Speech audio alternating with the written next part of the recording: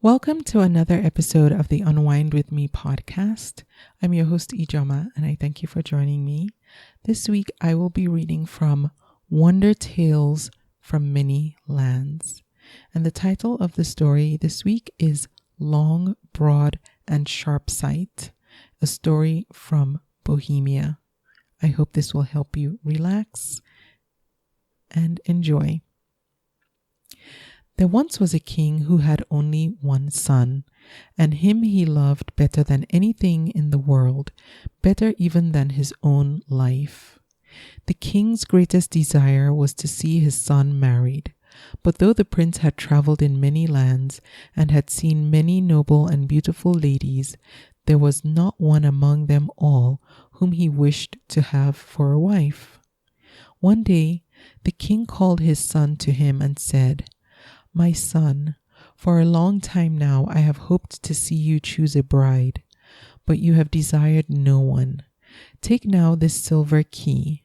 Go to the top of the castle, and there you will see a steel door. This key will unlock it. Open the door and enter. Look carefully at everything in the room, and then return and tell me what you have seen. But whatever you do not touch nor draw aside the curtain that hangs at the right of the door.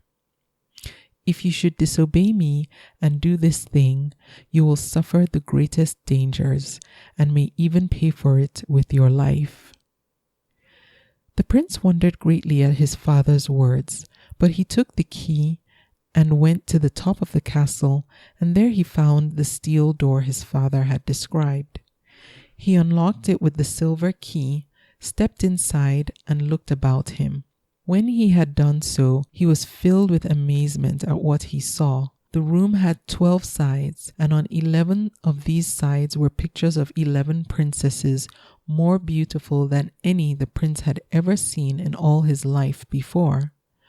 Moreover, these pictures were as though they were alive.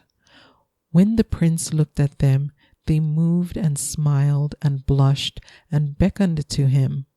He went from one to the other, and they were so beautiful that each one he looked upon seemed lovelier than the last. But lovely though they were, there was not one of them whom the prince wished to have for a wife.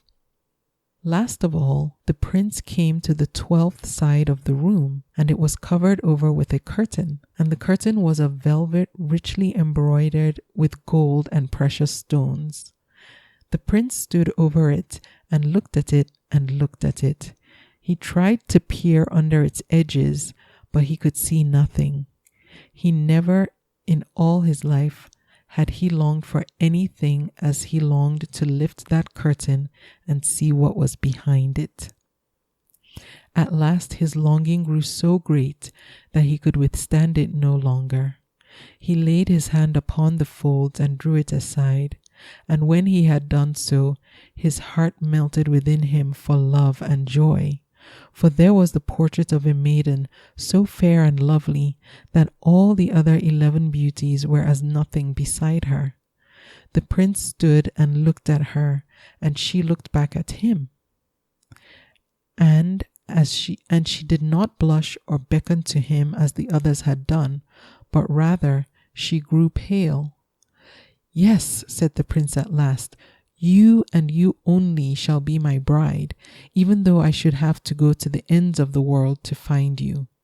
When he said that, the picture bowed its head gravely. Then the prince dropped the curtain and left the room and went down to where the old king was waiting for him. As soon as he came before his father, the old man asked him whether he had found the room and entered it. "I did," answered the prince. "And what did you see in the room, my son?" "I saw a picture of the maiden whom I wished to have for a wife." "And which of the 11 was it?" "It was none of the 11. It was the 12th, she whose portrait hangs behind the curtain." When the old king heard this, he gave a cry of grief. "Alas, alas, my son, what have you done? Did I not warn you not to lift the curtain and not to look behind it? You warned me, my father, and yet I could not but look, and now I have seen the only one whom I will ever marry. Tell me, I pray of you, who is she, that I may go in search of her?"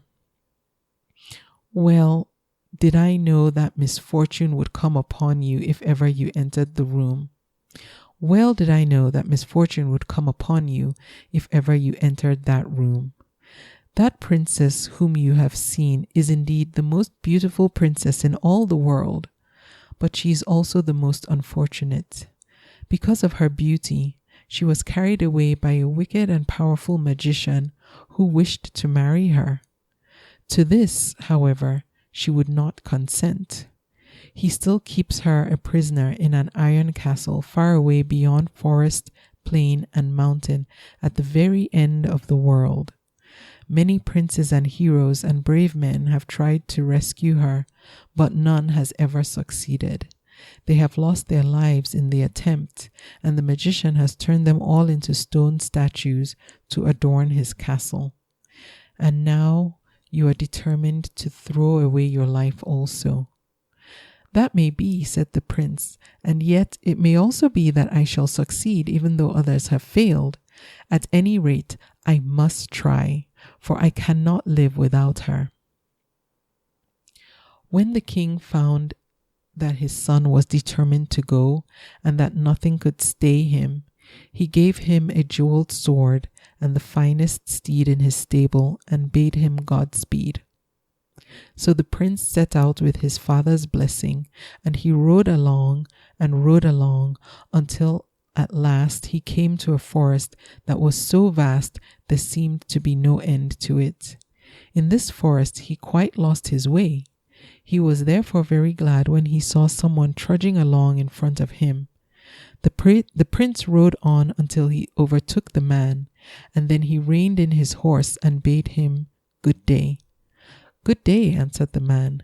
"Do you know the ways through this forest?" asked the prince. "No, I know nothing about them, but that never bothers me. If at any time I think I am going in the wrong direction, it is easy to right myself." "How is that?" said the prince. "Oh, I have the power of stretching myself out to any length, and if I lose my way, I have only to make myself tall enough to see over the treetops, and then I can easily tell where I am." "That must be very curious. I should like to see that," said the prince. Well, that was easy enough, and the man would be glad enough to oblige him. So he began to stretch himself. He stretched and stretched and stretched until he was taller than the tallest tree in the forest. His head and body were quite lost to sight among the branches, and all that the prince could see were his legs and feet. "Is that enough?" the man called down to the prince. "Yes, that is enough," answered the prince, and he had to shout to make himself heard. The man's head was so far away. Then the man began to shrink. He shrank and shrank until he was no taller than the prince himself. "You are a wonderful fellow," said the prince. "What is your name?" The man's name was Long. "And what did you see up there?" "I saw a plain and great mountains beyond, and still beyond that an iron castle, and it was so far away that it must be at the very end of the world." "It is that castle that I am seeking," said the prince, "and now I see that you are the very man to guide me there. Tell me, Long, will you take service with me? If you will, I will pay you well." Yes, Long would do that, and not for the sake of the money either, but because he had taken a fancy to the prince. So the prince and his new servant traveled along together, and presently they came out of the forest onto a plain, and there, far in front of them, was another man also traveling along toward the mountains. "Look, master," said Long, "do you see that man? His name is Broad. You ought to have him for a servant too, for he is even more wonderful than I am." "Call him then," said the prince, "and I will speak with him." No, Long could not call him, for Broad was too far away to hear him, but he could soon overtake him. So Long stretched himself out until he was tall enough to go half a mile at every step. In this way, he soon overtook Broad and stopped him, and then he and Broad waited until the prince had caught up to them. "Good day," said the prince to Broad. "Good day," answered Broad. "My servant here tells me that you are a very wonderful person," said the prince. "What can you do that is so wonderful?" What Broad could do was to spread himself out until he was as broad as he wished to be. "I should like to see that," said the prince. Very well. Nothing was easier, and Broad was willing to show him. "But first," said Broad, "do you get behind those rocks over yonder. Otherwise you may get hurt. And now I will begin." "Quick, quick, master," cried Long in a voice of fear. "We have not a moment to lose." And he ran at full speed and crouched down behind the rocks. The prince followed him, and he also got behind the rocks, but he did not know why Long was in such a hurry, nor why he seemed so frightened.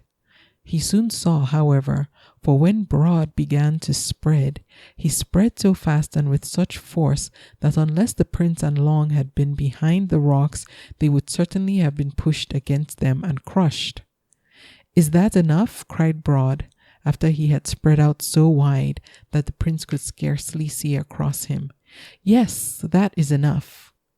So Broad began to shrink, and soon he was no fatter than he had been before. "Yes, you are certainly a very wonderful fellow, and I should like to have you for a servant," said the prince.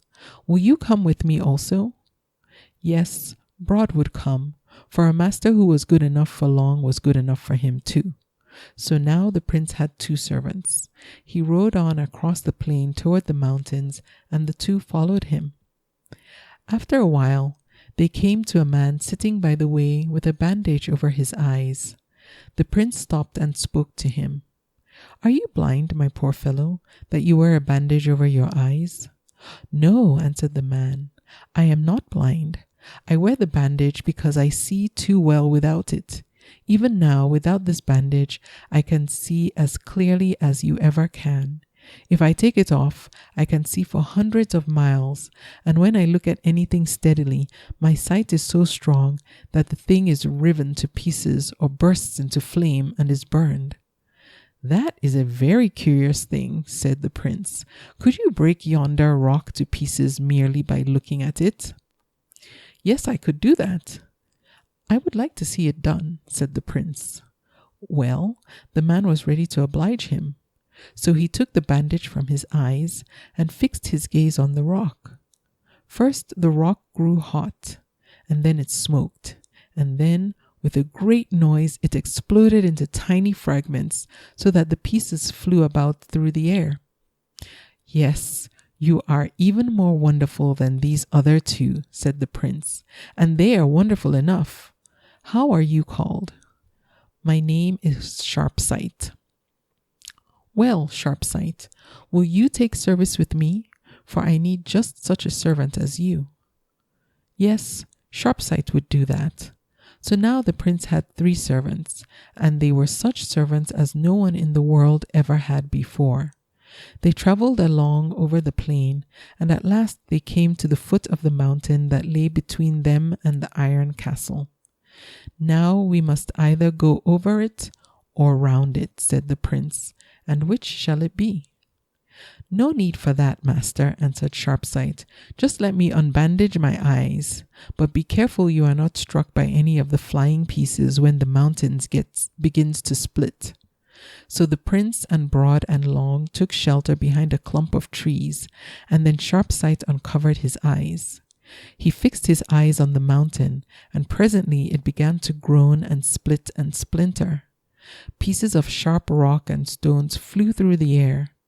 It was not long before Sharpsight's gaze had bored a way straight through the mountain and out on the other side.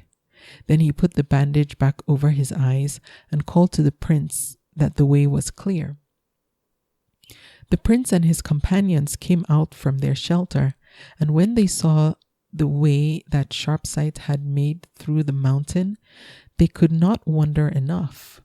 It was so broad and clear that 10 men could have ridden through it abreast.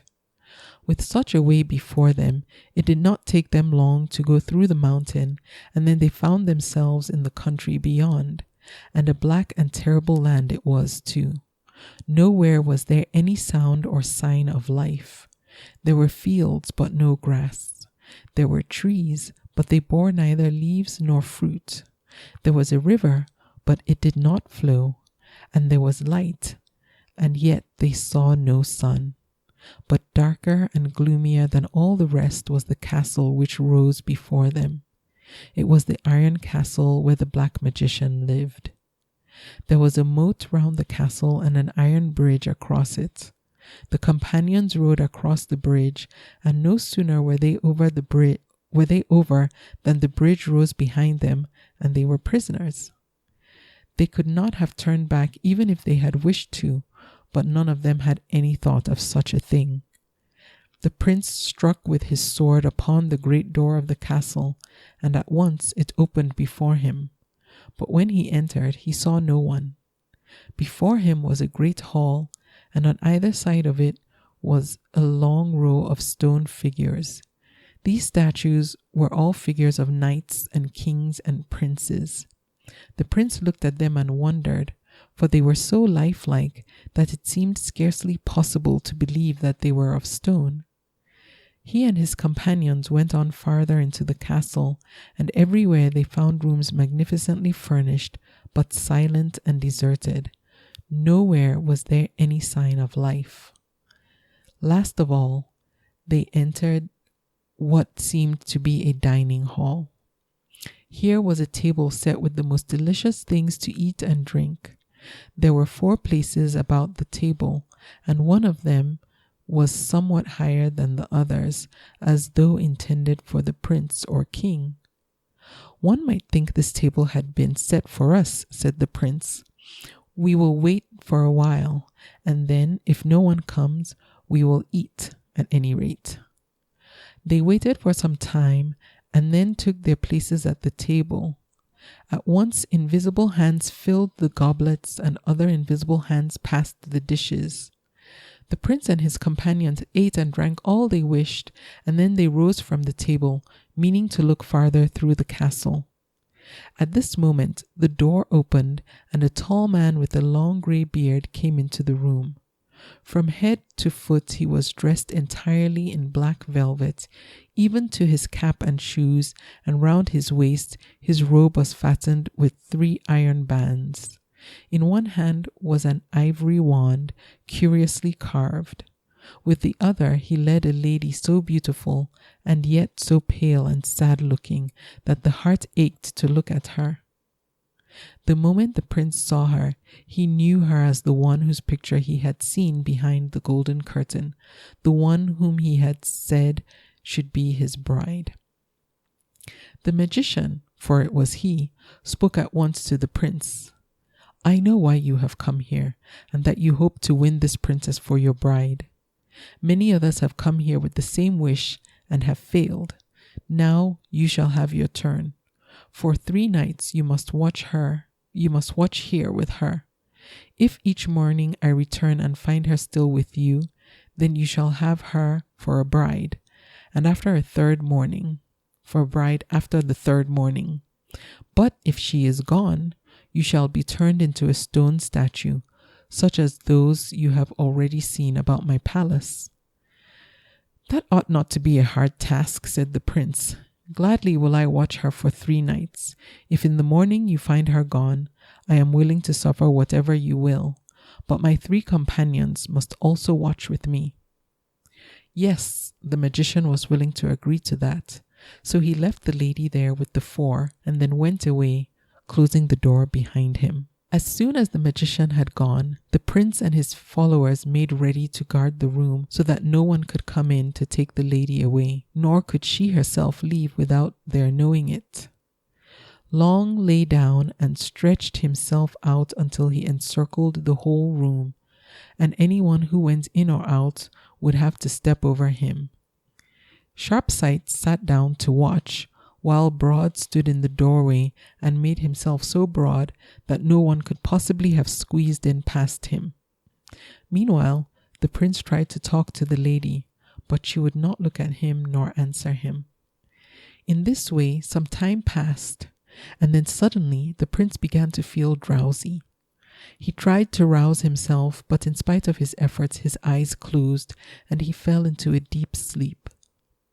It was not until the early morning that he woke. Then he roused himself and looked about him.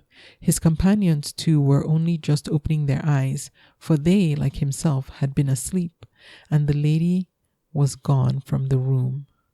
When the prince saw this, he began to groan and lament, but his companions told him not to despair. "Wait until I see if I can tell you where she is," said Sharpsight. He leaned from the window and looked about. "Yes, I see her," he said. 100 miles away from here is a forest. In that forest is an oak tree. On the topmost bough of that oak tree is an acorn, and in that acorn is the princess hidden." "But what good is it to know where she is unless we can get to her before the magician comes?" cried the prince. "It would take us days to journey there and to return." "Not so long as that, master," answered Long. "Have patience for a moment until I see what I can do." He then stepped outside and made himself so tall that he could then go 10 miles at a step. He set Sharpsight on his shoulder to show him the way, and away he went. And he made such good time that he was back in the castle again before the prince could have walked 3 times around the room. "Here, master," he said, "here is the acorn. Take it and throw it upon the floor." The prince threw the acorn upon the floor, and at once it flew open, and there stood the princess before him. Hardly had this happened when the door opened and the magician came into the room. When he saw the princess, he gave a cry of rage, and one of the iron bands about his middle broke with a loud noise. He looked at the prince, and his eyes flashed as if with red fire. "This time you have succeeded in keeping the princess with you," he cried, "but do not be too sure that you can do the same thing again. Tonight you shall try once more." So saying, he went away, taking the princess with him. In the evening he came again, and again he brought the princess. "Watch her well," he said to the prince with an evil smile. "Remember, if she is not still here tomorrow morning, you will share the fate of the others who have tried to watch her and have failed." "Very well," answered the prince. "What must be, and I can only do my best." The magician then went away, leaving the princess with them as before. The prince and his companions had determined that this night they would stay awake, whatever happened, but presently their eyelids grew as heavy as lead, and soon, in spite of themselves, they all fell into a deep sleep. When they awoke, the day was breaking, and the princess had again disappeared. The prince was ready to tear his hair with despair, but Sharpsight bade him take heart. "Wait until I take a look about," he said. "If I cannot see her, then it will be time for you to despair." He leaned from the window, and first he looked east, and then he looked west, and then he looked toward the north. "Yes, now I see her," he said, "but she's far enough away. 200 miles from here is a desert. In that desert is a rock. In that rock is a golden ring, and that ring is the princess." "That is far away indeed," groaned the prince, "and at any moment the magician may be here." "Never mind, master," cried Long. 200 miles is not so far when one can go 20 miles at a step." He then made himself twice as tall as the day before, and taking Sharpsight on his shoulders, he set out for the desert. It was not long before he was back again, and in his hand he carried the golden ring. "If it had not been for Sharpsight," he said, "I would have been forced to bring back the whole rock with me." But he fixed his eyes upon it, and at once it split into 1,000 pieces, and the ring fell out. "Here, take the ring, master, quick, and throw it upon the floor." The prince did so, and as soon as the ring touched the ground, it was transformed into the princess. At this moment, the magician opened the door and came into the room. When he saw the princess, he stopped short, and his face turned black with rage and fear.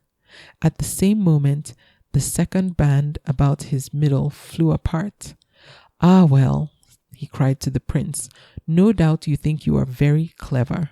But remember, there is still another night, and next time you may not prove so lucky in keeping the princess with you." So saying, he went away with the princess, and the prince saw him no more until evening. Then for the third time he came and brought the princess with him. "Watch her well," said he, "for I promise you will not have so easy a task this time as you have had before." Then he went away, and the four comrades set themselves to watch. But again all happened as it had before. In spite of themselves, they could not stay awake. First they nodded, and then they snored, and then they fell into such a deep sleep that if the walls had fallen about them, they would not have known it. For this was an enchanted sleep that the magician had thrown upon them in order to take away the princess. Not until day began to dawn did the four awake, and when they did, there was nothing to be seen of the princess. "Well, she is not here in the room," said Sharpsight, "so methinks I'd better look outside." Then he leaned from the window, and for a long time he looked about him. At last he spoke. "Master, I see the princess, but to bring her back will not be such an easy task as it was before. 300 miles from here is a sea. At the bottom of the sea is a shell. In that shell is a pearl, and that pearl is the princess. But to bring that pearl up from the sea is a task for Broad as well as Long." "Very well," said the prince. "Then Long must take Broad with him on one shoulder. Only make haste and return again quickly, in heaven's name, or the magician may be here before you are back, and we shall be turned into stone." Well, the three servants were willing enough to be off. Long stretched himself out until he was 3 times as tall as he had been the first time, and that was the most he could stretch. Then he went away 30 miles at a step. At that rate, it was no time before he came to the sea. But the sea was fathoms deep, and the shell lay at the very bottom of it, and try as he might, he could not reach it. "Now it is my turn," said Broad. Then he lay down and put his mouth to the sea and began to drink. He drank and swelled until it was wonderful to see him. And in the end he swallowed so much of the water that it was enough for Long to reach down and pick up the shell. "And now we must make haste," cried Sharpsight, "for as I look back at the castle, I see that the magician is already waking." At once, Long took his companions on his shoulders and started back the way he had come. But Broad had drunk so much water and was so heavy that Long could not go as fast as he otherwise would. "Broad, you will have to wait here, and I will come back for you later," he cried, and with that he threw Broad down from his shoulder, as though he had been a sack full of grain. Broad had not been expecting such a fall, and was not prepared for it. He gasped and choked, and then the sea he had swallowed rose all about them. It filled the valley and washed up over the foot of the mountains. Long was so tall that he was able to wade out of it, though the water was up to his waist, and Sharpsight too was safe, for he was on Long's shoulder. But Broad was like to have been drowned. He only saved himself by catching hold of Long's hand, and so he was drawn out of the water and up on dry land. "That was a pretty trick to play on me," he gasped and sputtered. But Long had no time to answer him, for already Sharpsight was whispering in his ear that the magician had awakened and was now on his way to the prince. He caught Broad by the belt and swung him up on his shoulder, and this he could easily do, because now Broad was so shrunken that he was quite light. "Prince, princess, and the large black bird." There was a great black raven in the room with them. In 2 more steps, Long had reached the castle, but already the magician was opening the door of the chamber where the prince was. "Quick, quick," cried Sharpsight, "throw the pearl in at the window." And indeed, there was no time to be lost. Long threw the pearl in through the window, and the moment it touched the floor, it turned into the princess. She stood there before the prince, no longer pale and sad, but smiling and as rosy as the dawn. Already the magician was in the room with an evil smile upon his face. When he saw the princess standing there, he gave a cry so loud and terrible that the whole castle shook with it, and now the third iron band that was about his waist broke. At once the black velvet robe that had been held about him by the bands rose and spread into two great black wings. His eyes shrank, his nose grew long and sharp, and instead of the magician, there was a great black raven in the room with them. Heavily flapping, it rose from the ground. 3 times round the room it flew, croaking mournfully, and then out through the window. And now, through all the castle arose a stir and a hum of life. The stone figures in the hall stirred and looked about them and stepped down, no longer cold dead stone, but living, breathing people. They were those who had come to the castle to search for the princess and had been bewitched by the magician and turned into statues. The evil charm was broken, and they were alive once more. When they found that it was the prince and his followers who had delivered them, they did not know how to thank them enough. They could not even grudge the princess to the prince, for it was he who had brought them back to life. They all said they would return with the prince to his own country so as to be at the wedding when he was married to the princess. And what a wedding it was! There was enough cake and ale for all to feast to their heart's content. The old king was so happy that he at once made over the kingdom to his son, that he and his bride might reign. As for the 3 companions, they ate and drank till they were full, and then they set out into the world again. The prince begged and entreated them to stay with him, but they would not. They were too fond of traveling about the world, and for all I know, they may be in some corner of it still. Thank you for joining me for this episode of the Unwind With Me podcast. I hope that you will check out unwindwithme.com for more information or to get in touch with me. Until next week, have a good rest of your week.